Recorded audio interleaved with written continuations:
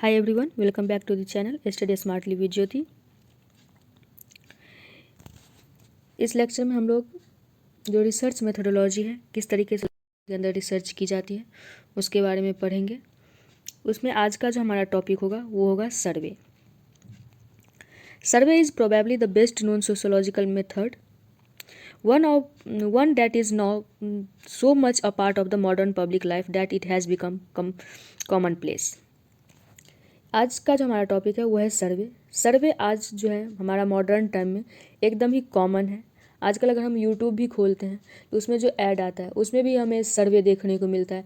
किसी प्रोडक्ट का सर्वे, किसी चैनल का सर्वे, किसी एप्लीकेशन का सर्वे, यानी डिफरेंट टाइप्स ऑफ सर्वे हमें देखने को मिलता है। तो आज हम उसी के बारे में डिटेल से जानेंगे। Today, it is used all over the world in all sorts of contexts, going well beyond the concern of sociology alone.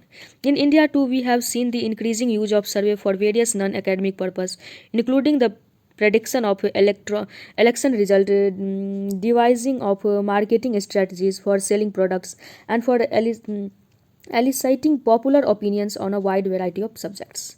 यानी आज जो कल जो है सर्वे एक बहुत ही पॉपुलर मेथड है रिसर्च का करने का। सिर्फ ये सोशोलॉजी में ही नहीं बल्कि अदर जो सब्जेक्ट्स हैं, अदर जो फील्ड्स हैं, उसमें भी सर्वे बहुत ही पॉपुलर हो रहा है। चाहे वो हमें मार्केटिंग आइडियाज़ के लिए कोई सर्वे करना हो, वोटिंग के रिजल्ट्स को रिगार्डिंग कोई सर्वे करना हो, किसी प्रोडक्ट के रिगार्डिंग कोई सर्वे करना हो, यानी आजकल हमें डिफरेंट टाइप्स ऑफ सर्वे देखने को मिलता है। कुछ सर्वे जो है ऑफलाइन की जाती हैं, यानी लोगों से पूछा जाता है, या तो रैंडमली पूछा जाएगा, या फिर कुछ रिस्पोंडेंट, कुछ ग्रुप को जो है सो इकट्ठा किया जाएगा और उनसे पूछा जाएगा, या फिर जो है हमें इलेक्ट्रॉनिकली देखने को मिलता है, थ्रू ईमेल्स हमें देखने को मिल सकता है सर्वे, या किसी इंटरव्यू के फॉर्म में जो है सो कोई इंटरव्यू हो रहा है, उसमें से कुछ रिस्पोंडेंट जो है वहाँ पे लोग बैठे हुए, उनसे कोई एक कॉमन क्वेश्चन पूछ लिया गया, दो कॉमन क्वेश्चन, और उससे उनका ओपिनियन ले लिया गया, या फिर हमें यूट्यूब के एड्स के फॉर्म में भी हमें सर्वे देखने को आजकल मिलते हैं।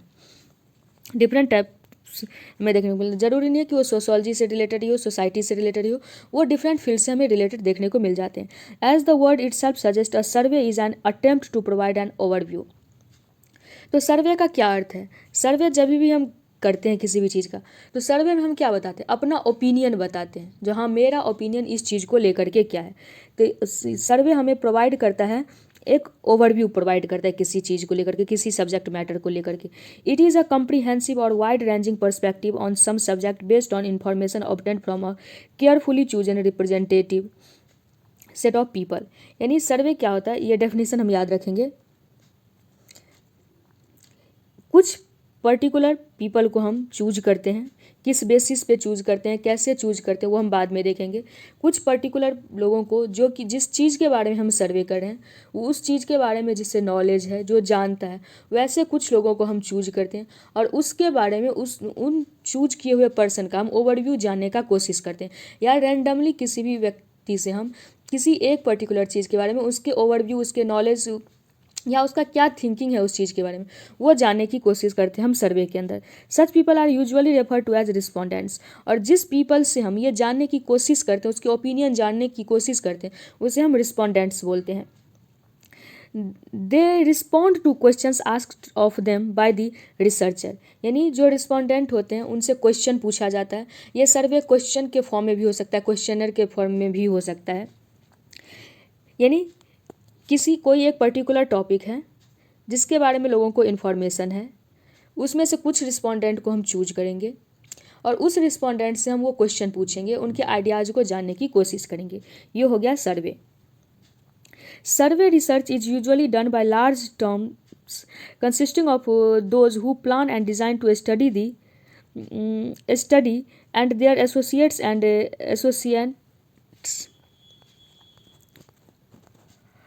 investigator or researcher. The survey questions may be asked and answered in various forms। यानी सर्वे के अंदर जो है रिसर्चर जो होता है वो यूजुअली उसमें क्या होता है, एक वो होंगे जो क्वेश्चन पूछ रहे होंगे और दूसरे वो होंगे जिनको आंसर देना होगा, जिनसे क्वेश्चन पूछा जा रहा है।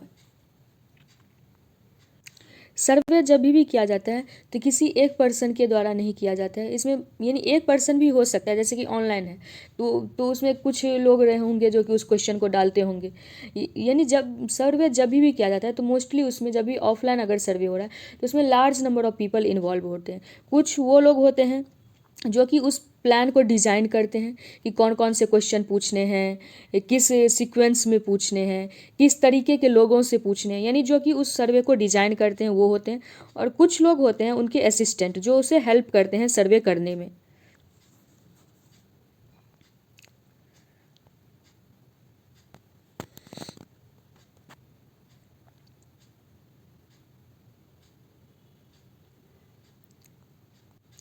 सर्वे को बहुत सारे फॉर्म में किया जा सकता है, क्वेश्चन के फॉर्म में किया जा सकता है, या फिर कुछ जो है सो फिल इन दी ब्लैंक्स के फॉर्म में किया जा सकता है, या ऑब्जेक्टिव टाइप ऑफ क्वेश्चन के फॉर्म में किया जा सकता है। कुछ लोगों का इंटरव्यू किया जा सकता है, उसके बेसिस पे आइडियाज़ लगाए जा सकते हैं। तो सर्वे को हम बहुत सारे वेरियस फॉर्म्स के अंदर कंडक्ट कर सकते हैं। Often they are asked orally during personal visits by the investigator and sometimes through telephone conversation. यानी ओरली भी हम पूछ सकते हैं लोगों से आंसर, या फिर हम टेलीफोन कन्वर्सेशन के थ्रू भी आंसर्स जान सकते हैं। जैसे कि जो है सो बहुत सारे कॉल आते रहते हैं जो आप किस प्रोडक्ट को लेकर के आपका क्या ओपिनियन है, अपना ओपिनियन बताएं, या बहुत सारे नंबर्स देते हैं जो अगर ये प्रोडक्ट अच्छा लगता है तो इस बटन को दबाएं, या मतलब मैसेज कुछ लिखें।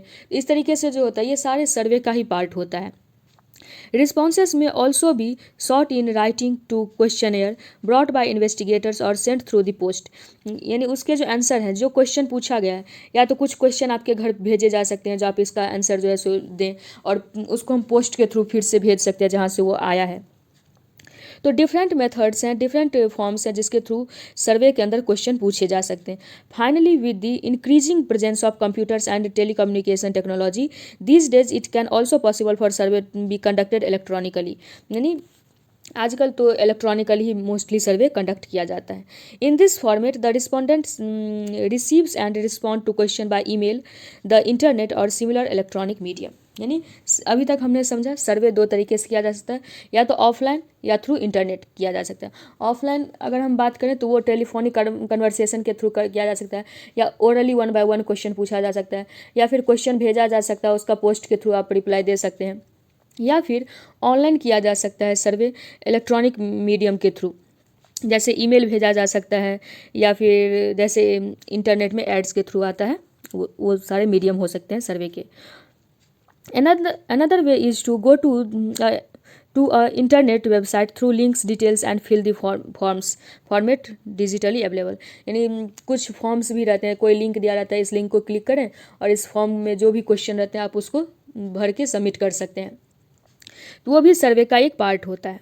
वो हो गया इंटरनेट या ऑनलाइन सर्वे का part. The survey's main advantage as a social scientific method is that it allows us to generalize result for a large population while actually studying only a small portion of this population. Thus, a survey makes it possible to study large population with a manageable investment of time, effort, and money. That is why it is such a popular method in the social sciences and other fields. अगर हम सर्वे का advantage की बात करें तो सर्वे के results को हम जनरलाइज कर सकते हैं। जब हम फील्ड स्टडी के बारे में पढ़ रहे थे तो उसमें हमने ये पढ़ा कि हम फील्ड स्टडी के जो आइडियाज़ हैं उसको जनरलाइज्ड नहीं कर सकते, लेकिन हम सर्वे जो करते हैं उसके जो रिजल्ट्स हैं उसको हम जनरलाइज्ड कर सकते हैं। उसको लार्ज एक छोटे से पॉपुलेशन को स्टडी करके हम एक लार्ज पॉपुलेशन पे उसके रिजल्ट को जनरलाइज्ड कर सकते हैं, क्योंकि इसमें जो हमारा रिस्पोंडेंट्स होता है वो किसी भी ग्रुप का हो सकता है। यानी सर्वे में दो तरीके रिस्पोंडेंट्स होते हैं, हम आगे पढ़ेंगे। पहला तो वो हो गया जैसे कि कोई एक टॉपिक है, कोई फैक्ट्री है, उस फैक्ट्री के बारे में हम जो है सो सर्वे करना चाहते हैं, फैक्ट्री में किस तरीके से वर्क होना चाहिए उसके बारे में सर्वे करना चाहते हैं। तो फैक्ट्री में किस तरीके से वर्क होना चाहिए अगर हम इसके बारे में सर्वे करना चाहते हैं तो हम किसी भी लोगों से तो नहीं पूछ सकते हैं। हम किससे पूछेंगे? या तो हम वर्कर से पूछेंगे, या फैक्ट्री के मालिक से पूछेंगे, या फिर जो मैनेजर्स हैं और जो भी लोग हैं फैक्ट्री से एसोसिएटेड जो लोग हैं हम उन्हीं के बीच सर्वे करेंगे।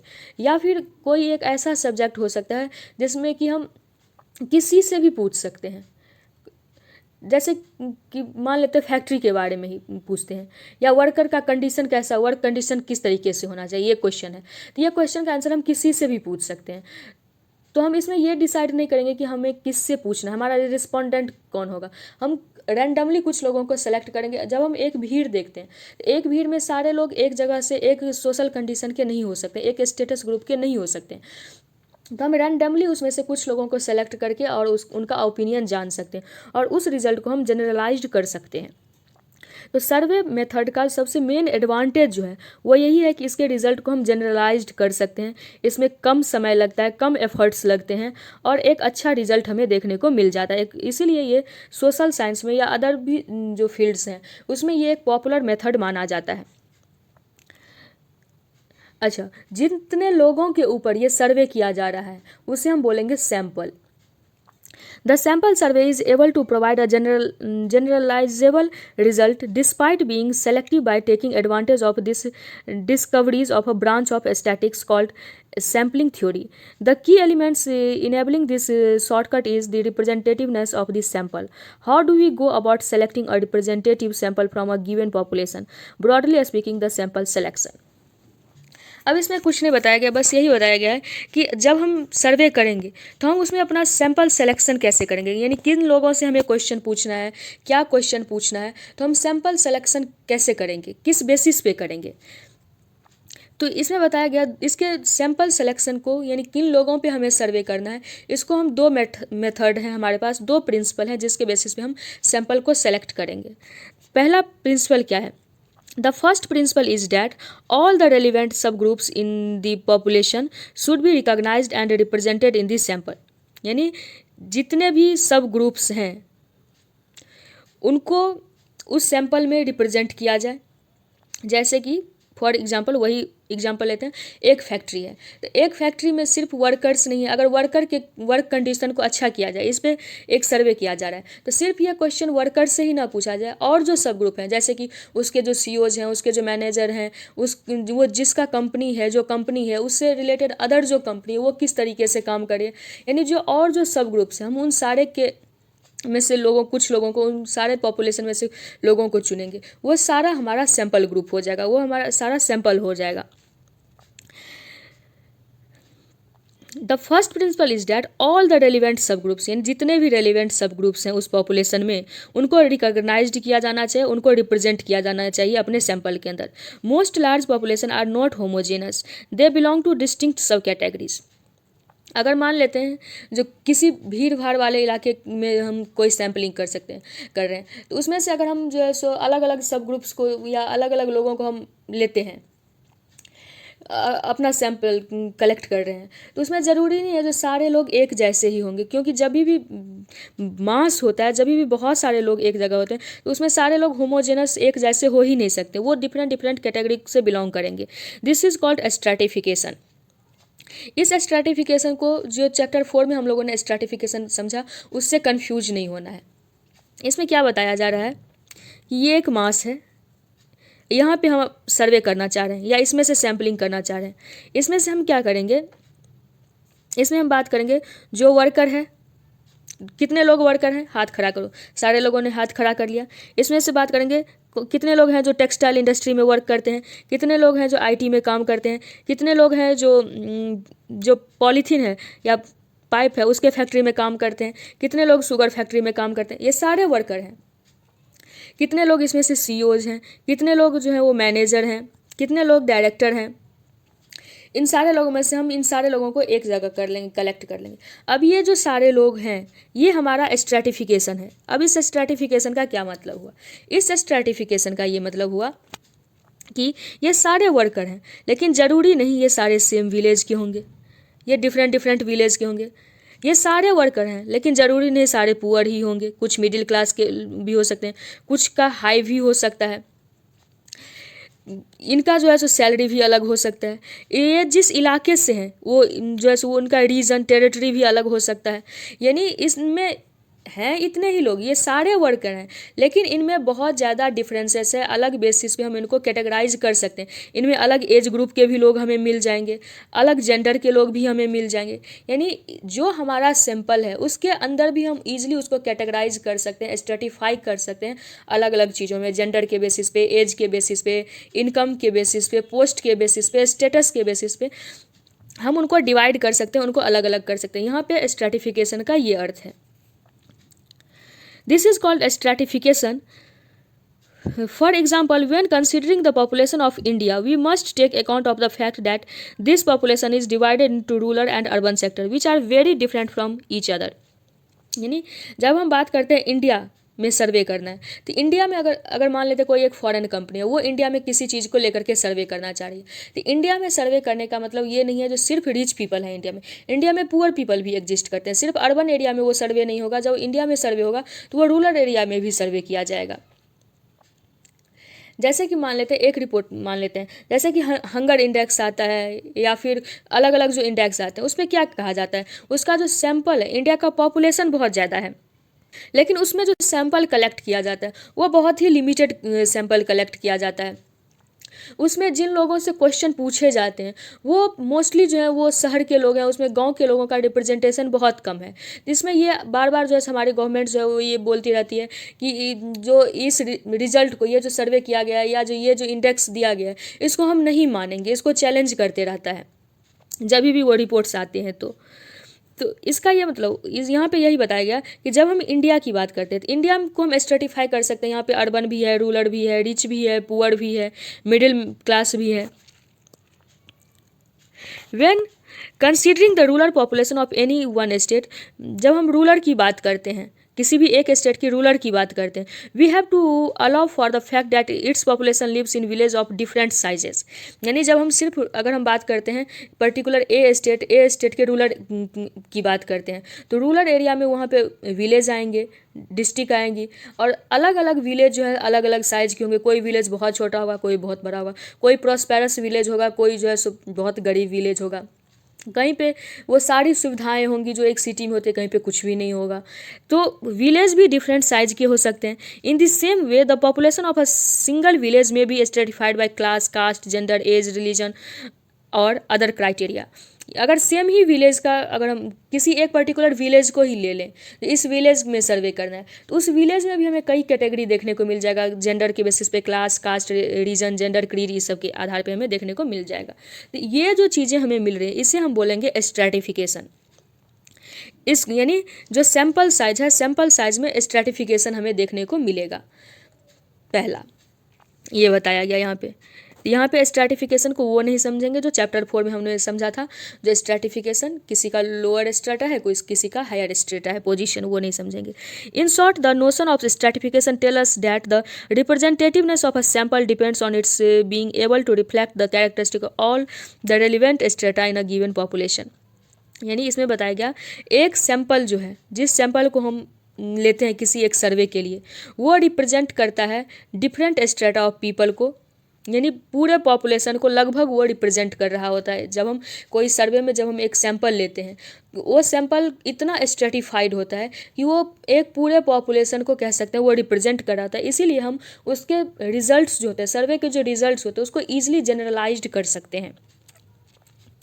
Which kind of strata are considered relevant depends on the specific objective of the research study। यानी हमें किस, अब उसमें डिफरेंट टाइप ऑफ स्ट्रेटा है, अब हमें किस पे फोकस करना है, वो हमारा सब्जेक्ट क्या है, हम किस चीज़ के बारे में रिसर्च करें उस पर डिपेंड करता है।